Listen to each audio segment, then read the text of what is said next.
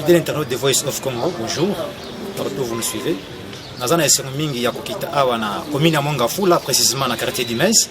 Wa péroser bukana ki laki bandako ebele. Oui. Tout le monde qui voit le président de la République Fachi Beto a financé ki ba financement pour que ba kunda érosion. Mais tout ce qu'on a que non musala tambola malem mais maintenant que financement c'est pesa mi déjà.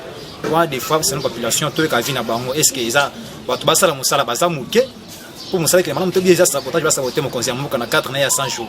Alors tu dois venir ensemble na population bazazinga zinga ya érosion.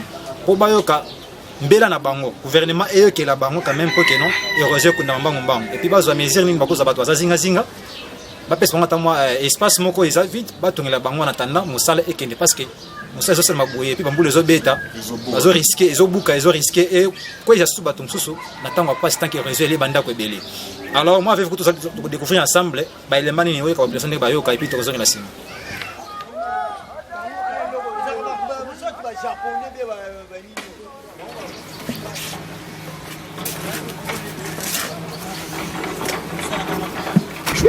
Tout le monde a tous un adimès au salon musala ya érosion.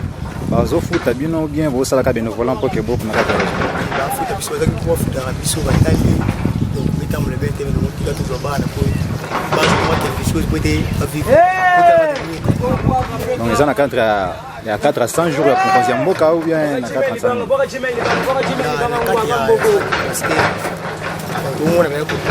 Parce que boulot est normal parce que les 400 jours président de la République. Le qui est normal même boulot même déranger biso kala ba érosion. Ça fait 33 ans que j'habite en localité. Les travaux avancent bien parce qu'ils sont quand même parvenus ils ont quand même tout fait pour neutraliser les 5 têtes d'érosion. Et maintenant, ça va quand même parce que bien qu'il a beaucoup plu, mais la situation ne s'est pas aggravée comme c'était auparavant. Le remplissage du sable, ça il y en aura. Hein, c'est parce qu'il faudrait bien remettre la terre partout, mais il y aura aussi le caniveau. C'est ça le grand problème, c'est le caniveau qui vont exiger après ceux qui sont fermés.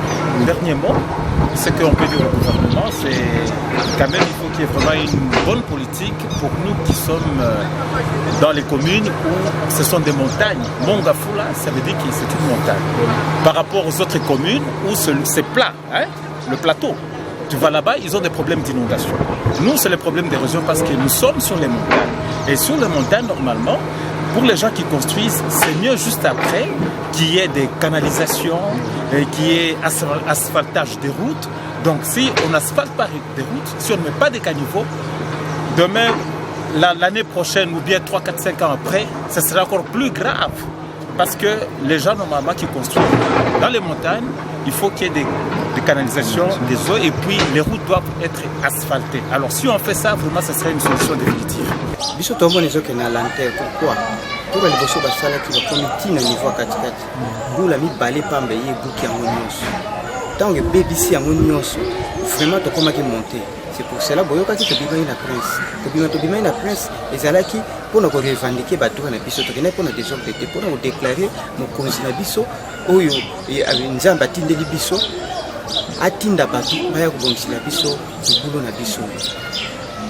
Tala biso soko moni ba mama bazali banda biloko ezali banda jusqu'à présent soki mbule zo beta tozaka à l'aise te ba chinois bazana bango bazana ko sala mais vraiment comme kana niveau dans nous te obiso to ko ozala ke toza à l'aise soki mbule zo beta jusqu'à présent tozali banda tozotala tana katika cha butu okomonda to binina na bana tozotala bango ministre yake yawo toyokaki azwaki likanisa malamu alukela biso ata bambonga bagaranti kaka tokende nanu to déplacer hors ya érosion po ekobuka na butu ekosebeta air nyonso toza na danger jusqu'à présent ministre kokendakenda ipe toza ata na suite moko te nayebi te mokonzi na biso Félix Tshisekedi en tant que papa numéro 1 ya Congo oyo toza na kolela na ye ndenge abimisa slogan oyo babimisila biso slogan de peuple d'abord biso tozolelela ye tomoni na mawana ye azosala biso pe tomoni déjà action que non tokozala bien mais alukela biso ata bagaranti ya pamba tokoka moke kodéplace nanu ekesika danger bapatana ba chinois nde basosala ba place nange ezalaki na momo malamu nakoki kovanda ata mwa 2 mois aji so mutuka naye kolia so mabele na se tala ndenge kiti sikonga na minute na okei wapi baza kaka soki 15 personnes baosala mokolo papa 15 personnes wana soki basali neti loyi basali mbula eye ebemi su biloko yango sikosuka wapi sa mokonzi ya mboka bato bazosala baza moke mbula ezobeta biso biso tokanaki totikala tozokende tala biloko toza libanda 14 personnes kaka bato basala ti mokolo nini basalaki mbula ye elongoli biloko nyonso ngam natikalaki moke bango kamio na bango ekoya lisusu yanga mbula so eke lisusu siko bakosala mosala ekoma ti 4 ans toresir te po ti bakoma mpa na biso awa biso tokomi kende na ndenge bazosalela yango mpena nde malamu bazopema te bazosala tala ndenge ekoti yango vraiment ezalaki risque par rapport na ndenge bazosala bo na ndenge batie bakapo bo tomoni saka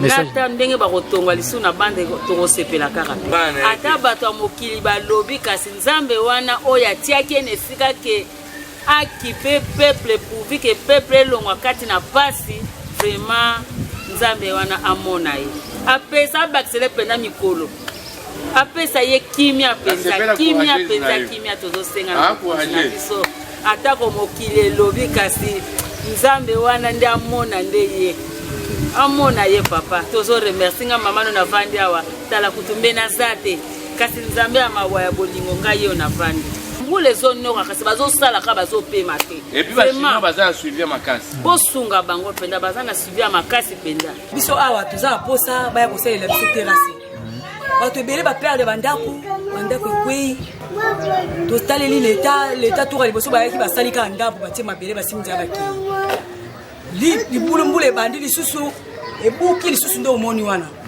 toza sikoyo na shwa te nde omonaki tobimaki na prince tosali badesordre mpo ke leta ayokela biso ma mais tomoni kaka baotia bachasse basaki baotiaka babashe yano esala eloko te ekomi soki mbula ebeti ezokweya mopanzi ezokweya tona posa gouvernement terase ya monene sous forme baterase oyo bagenie militaire basalaka ya minene ekozala bien koyede biso mboka kotambola malamu ke bato bazosufri bakomi kolala na bana baeglise ezosimba te papa bosunga biso tozosufri makasi mpo toza bisika bata awa kuna azovanda kaka na lupanga bato bazwinga poko na vanda mais nazali so na place te ya kovanda na bana bandako na biso ekei bayede biso basunga biso makasi.